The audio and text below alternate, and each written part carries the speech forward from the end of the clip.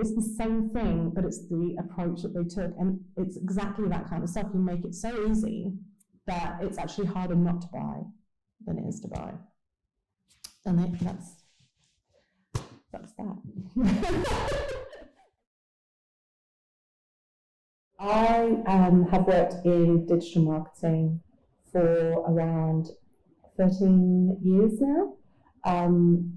It was not where I originally started in my career, but when I came to New Zealand 14 years ago, I decided that that was a perfect opportunity for me to start doing something more intentional with my career rather than what I'd been doing before, which was more falling into different jobs and then going, oh, this is fun, and so on. So I actively looked for something which would enable me to use some of the skills I already had around training, and then to also just learn something a bit more creative.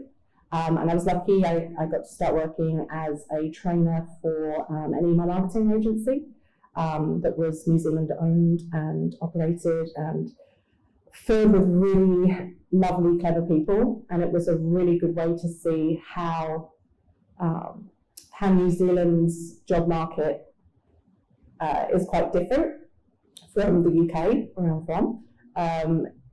And the fact that this relatively small business had some very large customers. They had customers like EasyBuy and Telecom as was. And it was just because they had created something that was really effective.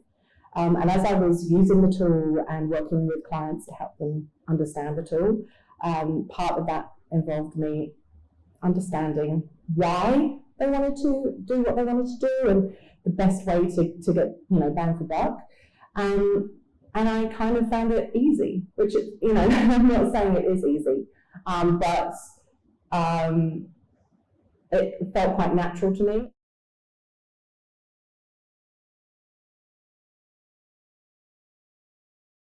I think if you were to ask any of my ex-colleagues, one of the things that I think is really important in a workplace is that it doesn't feel like hard work all the time, that it doesn't feel like the grind. It's a place where lots of different people are spending so much time together, but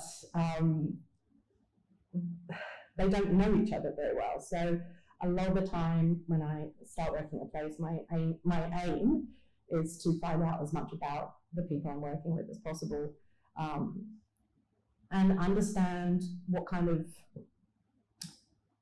things they enjoy, what they like doing, because I think that adds a whole other element to it when people feel that they're being listened to in terms of what their ideas are, that they then think their ideas have more value and therefore they're more likely to share them.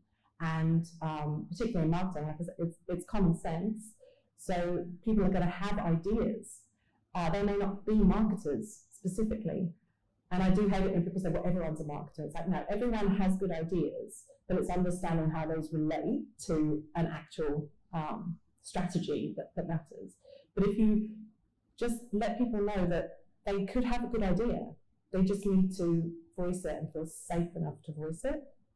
I'm a person first, and what I do for a living is one part of who I am, but it's the same for the other people I'm working with, and I'm not interested in just knowing people for that one facet of themselves.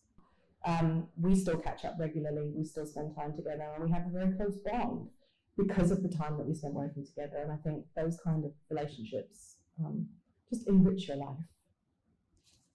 So I'd say I'm an awesome person to work with.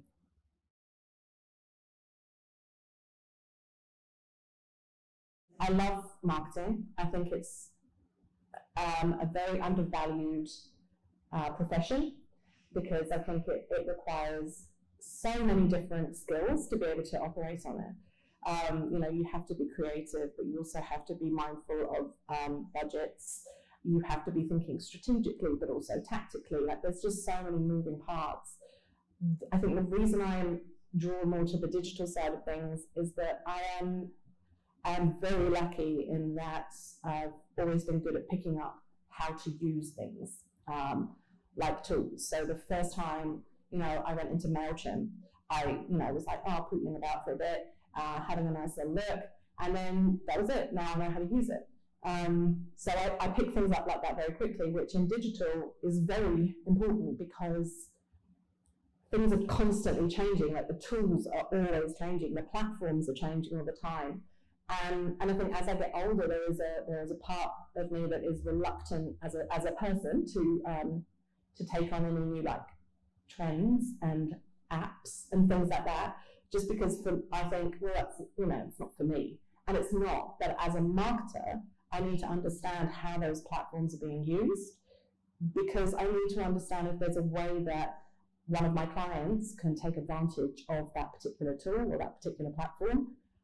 Whether or not it's me executing it doesn't matter, but I need to understand what that environment looks like. So against my best wishes, I joined TikTok last year, and as well as being a massive time suck, it's also a really fascinating way of seeing just purely the evolution of social media from 10 years ago when it was pretty much Facebook, Instagram, Twitter, and we think about now how all of those different platforms are still there, but they've all evolved and changed into different things, and their audiences have become very specific as well. And we need to be, as digital marketers, we need to be mindful of how those things are changing and evolving.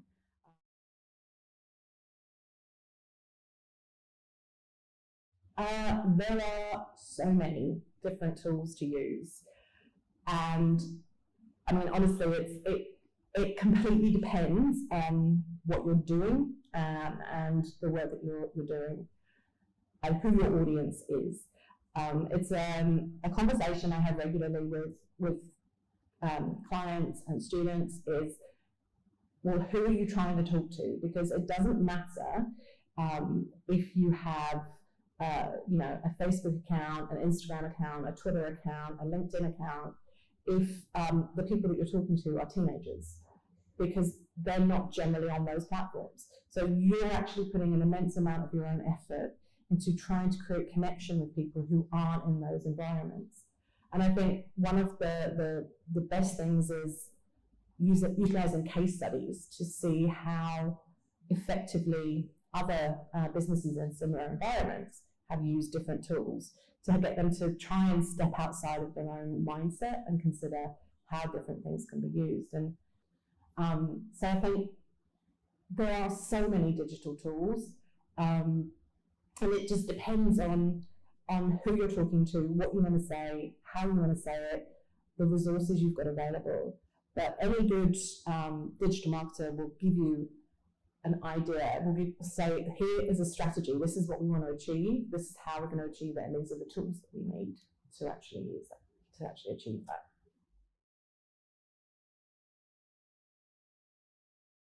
A lot of it comes down to, again, not just knowing who the audience is, but also what their capability is.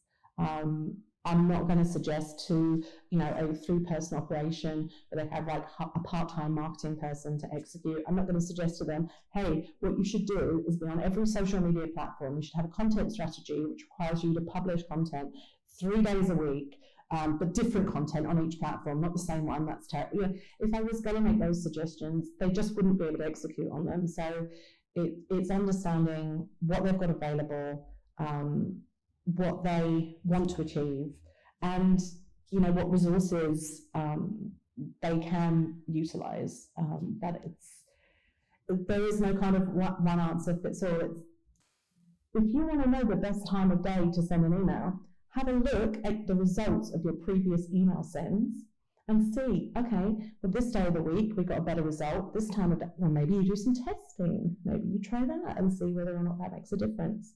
That's the thing that I think people think there is an answer to that question. But the fact is, if we were all sending our emails at the same time all the time, it would just be ridiculous. No one would be able to even achieve anything. So that's the main digital tool I recommend to people is look at your results, look at the measurement, and it's the hardest thing for marketers to do because there is a lot of time and energy that gets put into putting things together and getting them out the door, and then once that's done, you go, right, I need to move on to the next thing. But actually, that's the time when you need to go, no, and need to look at this and see what's happening, and I need to reflect on it and make changes.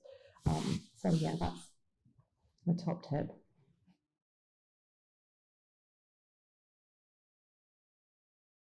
Make it easy for people to engage with you. I have a process that I go through with clients, which is just a simple like checklist in your head to think about what the problem is that you're trying to solve. And I don't like to necessarily think of marketing as problem solving in that sense. It's more of a, you have a thing, they want a thing, can we match those things together? And it's understanding like where is the blockage happening. So if you ask the question, do our customers, do people know we exist? Because if they don't, then obviously that's the first thing you need to tackle. There's absolutely no point in improving absolutely everything about your website conversions if no one's visiting your website, because no one knows who you are. Admittedly, it's always good to improve your conversion rates, but making sure that you're actually out there in the world. If you've got a choice between what do I spend my money on, if no one knows you exist, then that's where you need to spend your money. Do they know we exist? Can they find us? You know, if they go, oh, well, now I've heard of such and such a company. If they Google, are they going to find you, or are they going to find your competitors? What are the issues that they're going to have? And we all know, like, that's the first thing people do, right? When they hear about something, they Google. So, you know, do they know we exist? Can they find us? When they find us, how easy is it for them to find what they need from us? How can they actually understand what we do, how we can help them, and all those things? Or is our website a mess of all the stuff we think they care about, but actually we've never asked them? And then how easy is it then for them to shop with you or engage with you or interact with you in some way? It's so easy to think that just setting up a website that has a checkout function is enough to make it easy for people. It's not. That's not how people work. They want the process to be as seamless as possible.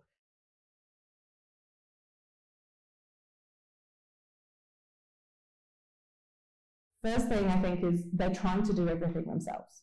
They're trying to wear all the hats and expect that that's going to mean they're spending enough time and energy on the marketing side of the business, which unfortunately just is incredibly difficult to do. And even if you have one other person working with you, the foundations aren't there for you to stand on. They aren't there for you to be confident in what's going forward. So I think that's the thing that I want to do, is actually step back and look at setting up the foundations and making sure that those are as solid and sturdy as possible, that there's clarity of what's happening, why it's happening, there's visibility for everybody to be able to see that. And then to actually go, okay, so this is your business plan. From a business plan, let's create a strategy. Let's create a marketing strategy that will then help you to deliver on that business plan. And that strategy can be as, you know, as intense or as simple as they need it to be, but it's just giving them that thing to come back to and go, this is what we're aiming for. One of the things that I don't work specifically in brand, but I think it's one of the areas I find fascinating because people don't understand it a great deal. They think brand, they think logo. But one of the things I've worked with previous clients on is understanding what their brand values are and what their mission and their vision are. And understanding that your vision is where you want to be. It's that dream scenario. It's that thing that might not be achievable in any way, shape or form. But it's something that is at the center of everything you do. Once you understand what your vision is as a company, it becomes much easier to figure out what the right things to do are. Because you just go, okay, is this in service of that vision? Is this moving me closer towards achieving that vision? No? Or have I actually just got my vision wrong? It's understanding you need to get to that core of it, because once you know that, everything else just kind of falls into place. a little bit easier. Not, 100% easy, but a little bit easier.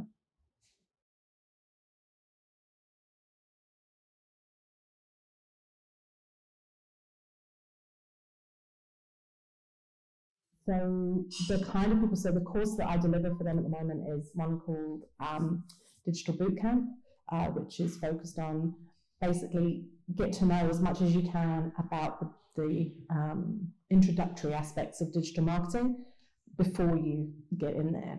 And there's a real combination of people who come in to do the course. Sometimes we'll get small business owners who just want to figure out how to do everything themselves, so they come in and they want to learn it all. Strangely, a lot of the younger people that we get coming, the younger people that we get coming on the course are in their early 20s, and they might be in their first roles straight out of uni. And there is also a tendency for businesses to think that if they hire a 23-year-old who grew up with social media, that that's the same as hiring a social media manager. And it's like, well, those are different skill sets. Being a user of a tool does not qualify you to understand exactly how all those things operate. So a lot of them come to understand that a little bit more. And it has been like, I really enjoy doing the training and helping people to figure out that they do know what they're doing. And so much of marketing is you don't know what you don't know. And the more curious you can be and the more you want to learn, the better it will be and the more you'll understand and everything else. So the other group of people, the other group of people is often people who have been put into marketing positions within a business. And this is, I think, quite unique to New Zealand, is that small businesses haven't had a marketing presence because maybe the owners have been managing that. They hire someone to do one role, and then it kind of morphs. And this particularly happened after COVID-19 because a lot of roles had to be taken away. A lot of roles went away, and they ended up, having to understand how are we going to still achieve the same results with fewer people. Then we started to get people coming in who wanted to upskill in digital because they'd never done anything in that area before.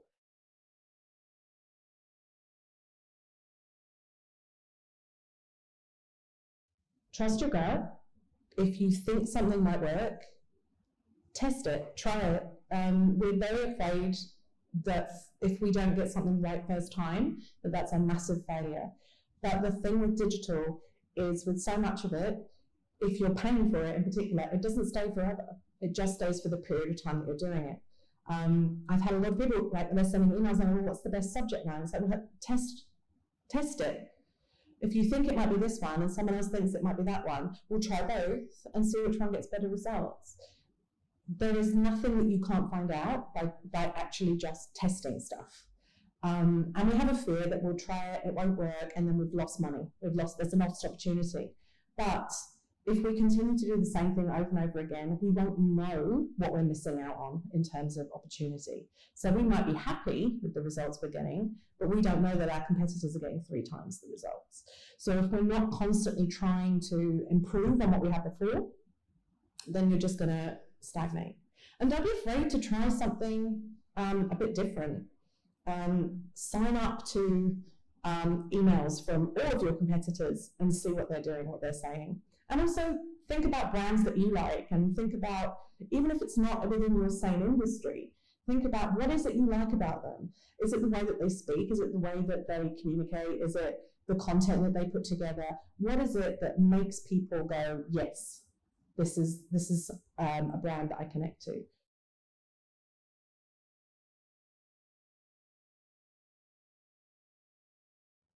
We put ourselves down quite a lot in New Zealand for the fact that we might be behind in terms of what's happening in other parts of the world. Maybe we're not taking advantage of things as much. Maybe we're not spending as much money. But I think there is something very different about New Zealand marketing, and a lot of that is to do with the number of people who are involved. Unless you're a very large company, your marketing department is probably not going to be more than 2 or 3 people. Okay, it's just not. And so people end up becoming a bit of a jack of all trades. They have to learn a little bit of this, a little bit of that, and so on. Whereas, you know, in places like the UK and the US, it is very siloed in terms of people going, this is my task, this is my job, this is what I focus on to execute on this.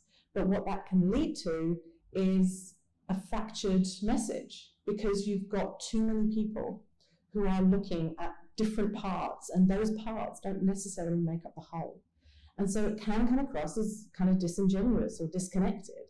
I think with New Zealand, no, we don't necessarily spend as much money on certain things. We don't necessarily, you know, do as much as we could in certain areas. You know, if you have a VPN, which of course is completely legal for testing purposes, if you watch YouTube on a VPN or in any other country, the number of ads that you see is significantly higher than it is in New Zealand, because more people are competing for that space.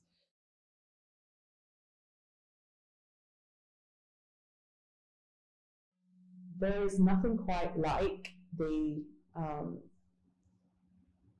New Zealand way of life. Like it's a very different approach, and I think that carries forward in how we communicate through marketing and other digital things. Is there is a lack of formality in a lot of ways around it, which appeals to me. There's one thing that I think people get wrong about Kiwis in particular, which is that we're cheap. But it's not that Kiwis don't like to spend money, it's that they want value for money. They want to get a good deal. They want to know that what they're getting is worth what they're paying for it. It doesn't have to be cheap. It just has to be something where they can see, this is the value of this, and this is how much I'm prepared to pay for that value. And I think that's something that people get wrong so much, is just saying, well, we'll just market it as the cheapest thing. But what it was recognizing was that people don't just want sales every now and then. They want to know that they're consistently getting the best value for money. And it works. It's what makes the most sense. So I think embracing the nature of New Zealand as a country and not trying to be anything else. The thing that sells New Zealand to everywhere else in the world is the difference. So don't try to be like another country. Just be us.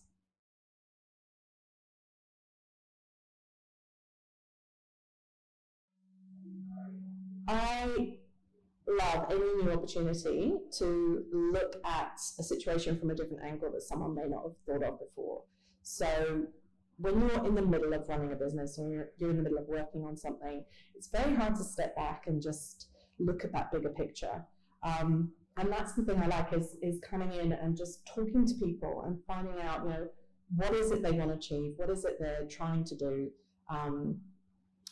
What is it they can't do? And then figuring out how that can all slap together. There's nothing more fun for me, which sounds kind of lame. There's nothing more fun for me than when I can come up with an idea for a client and they get excited about it. Because then I know I've tapped into something that is resonating with them, and also that that makes me excited to go, okay, well, let's really get this going.